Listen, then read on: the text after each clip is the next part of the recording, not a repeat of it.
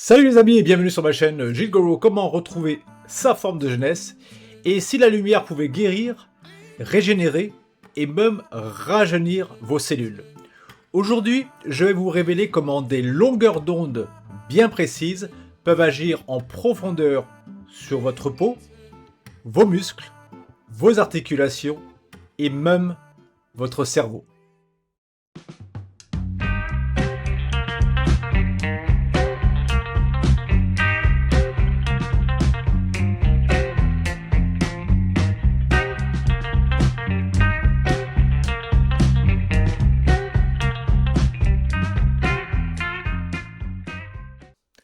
Bonjour, je m'appelle Gilles, j'ai 58 ans et mon objectif est de repousser les limites du corps humain en termes de force et de longévité. La photobiomodulation par LED n'est plus de la science-fiction. C'est une approche validée par la recherche, utilisée en médecine, dans le sport et dans l'anti-âge. Dans cette vidéo, je vais vous expliquer comment ça fonctionne, quelles couleurs utiliser pour quels effets, et comment optimiser son utilisation pour des résultats durables. La lumière rouge et proche infrarouge agit directement sur les mitochondries, qui sont nos centrales énergétiques cellulaires, via une enzyme, la cytochrome C oxydase. Le résultat, c'est que les mitochondries vont produire davantage d'adénosine triphosphate, ATP, et donc automatiquement plus d'énergie cellulaire, moins d'inflammation et une meilleure régénération tissulaire. Alors, quelle est la fenêtre d'efficacité de la luminothérapie par LED?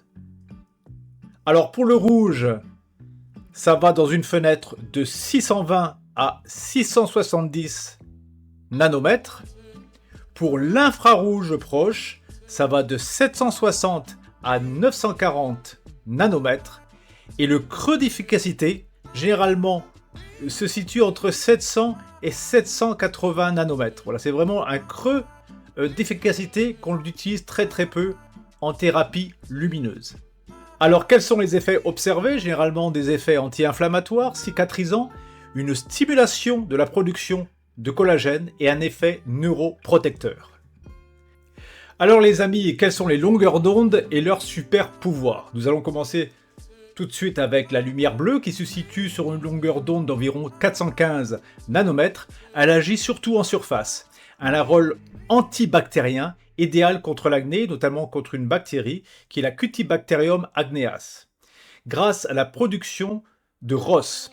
Alors les ROS c'est quoi? ROS, c'est les Reactive Oxygen Species. Les ROS sont des molécules dérivées d'un processus d'oxydoréduction. Lors d'une réduction, une substance gagne des électrons de la part d'un agent réducteur qui lui cède, ce qui en fait un antioxydant.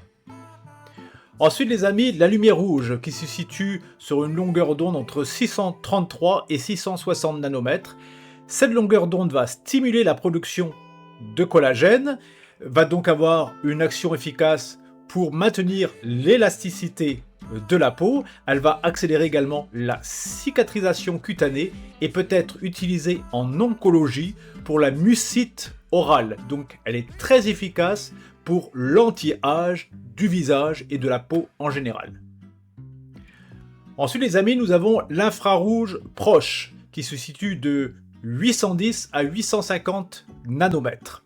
Elle pénètre plus profondément jusqu'aux muscles, jusqu'aux tendons, jusqu'aux articulations et certaines zones du cerveau. Elle est idéale pour soulager les douleurs chroniques, accélérer la récupération musculaire et stimuler, et ça c'est très important, la repousse capillaire lorsque l'on combine avec du rouge à 650 nanomètres. Ensuite, la lumière vert et jaune qui elle se situe sur une longueur d'onde de 520 à 600 nanomètres.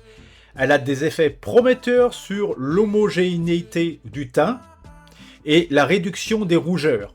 La recherche est actuellement en cours, mais les premières observations sont tout de même encourageantes.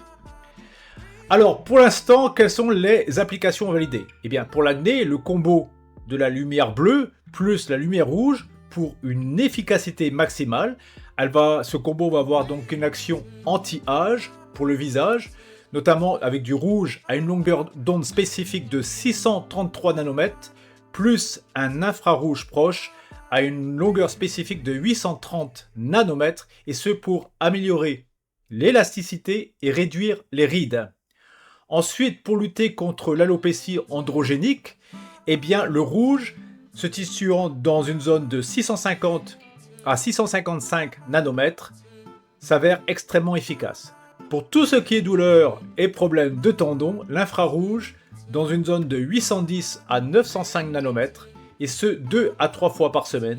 Et ensuite, pour la neurostimulation, eh bien, généralement des longueurs d'onde de 810 nanomètres qui ont un effet transcrânien, c'est-à-dire qu'elles permettent tout simplement une pénétration au-delà du crâne, et donc elles auraient des pistes prometteuses pour certaines fonctions cognitives, en pénétrant tout simplement dans le cerveau. Alors les amis, pour avoir de bons résultats, il va falloir travailler sur la puissance et la dose. Généralement, on s'accorde sur une puissance de 3 à 10 joules par centimètre carré pour la peau, et pour les tissus plus profonds comme les muscles et les articulations. Également, pensez à protéger vos yeux si l'intensité est forte, et pour cela il y a des lunettes spéciales pour filtrer justement la lumière rouge. La régularité est la clé. Plusieurs séances par semaine pendant 4 à 8 semaines sont généralement préconisées. Il est important d'éviter les zones tumorales actives, et attention en cas de photosensibilisation ou de grossesse, et naturellement, la logique veut qu'il faut demander toujours un avis médical si cela semble réellement nécessaire. En conclusion, les amis, la lumière n'est pas juste un outil pour voir, c'est un signal biologique capable d'activer vos capacités de régénération. Donc il est important de choisir la bonne couleur, la bonne dose, et de laisser vos cellules tout simplement faire le reste. Eh bien les amis, si cette vidéo vous a plu, n'hésitez pas à liker, à vous abonner et à partager votre expérience avec la luminothérapie. Voilà les amis, c'était Gilles Golo, comment retrouver sa forme de jeunesse. Je vous donne rendez-vous pour la prochaine vidéo. Et en attendant, je vous souhaite une excellente santé et naturellement de très bonnes séances de luminothérapie. Ciao ciao!